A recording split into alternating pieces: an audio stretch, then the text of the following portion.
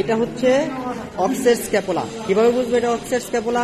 অক্সের scapular যে স্পাইনটা আছে, স্পাইনটা একবারে নিচ পর্যন্ত আসবে, নিচ পর্যন্ত আসা এখানে অ্যাক্রোমিয়ন প্রসেস তৈরি করবে। এটা হচ্ছে অ্যাক্রোমিয়ন প্রসেস। তো এটার এই অংশটাকে বলে সুপ্রাস্পাইনাস ফোসা, আর এই অংশটাকে বলে ইনফ্রাস্পাইনাস ফোসা।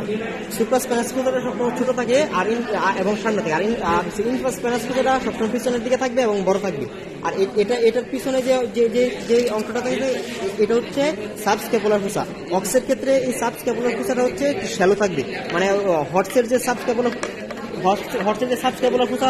ফোসাটা আছে ওটার মতো এতটা ডিপ হবে না। আর এটা কিভাবে বুঝবো এটা কি রাইট মানে ডান পা নাকি বাম পায়ের?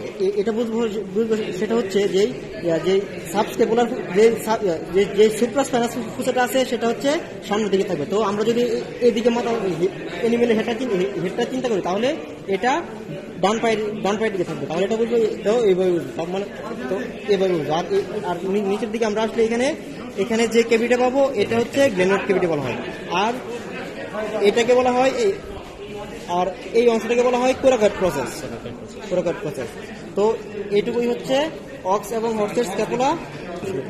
তো অক্স এবং হর্সের দুই ক্ষেত্রেই সুপ্রাগ্ল্যানোড ক্যাভিটি থাকে। এটা হচ্ছে হর্সের সুপ্রাগ্ল্যানোড টিউবারসিটি।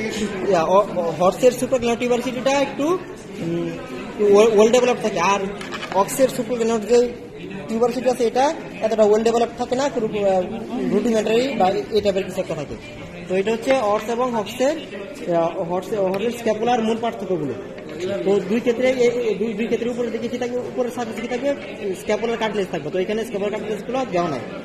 তো এগুলো ছিল মূল পার্থক্য। আর হচ্ছে যে এখানে যে স্পাইনগুলো আছে, স্ক্যাপুলার যে স্পাইনগুলো আছে, অক্সের ক্ষেত্রে যে স্ক্যাপুলার যে স্পাইনটা আছে এটা হচ্ছে শেষ পর্যন্ত আইসা অ্যাক্রোমিয়ন প্রসেস তৈরি করবে।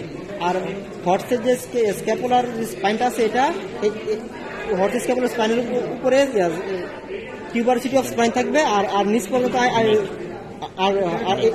আর নিচে অর্ধেকের পরে আসে এখানে কি তৈরি করবে, একটা নেট তৈরি করবে। আর এটা হচ্ছে সার্ফেসের সাথে মিশে যাবে।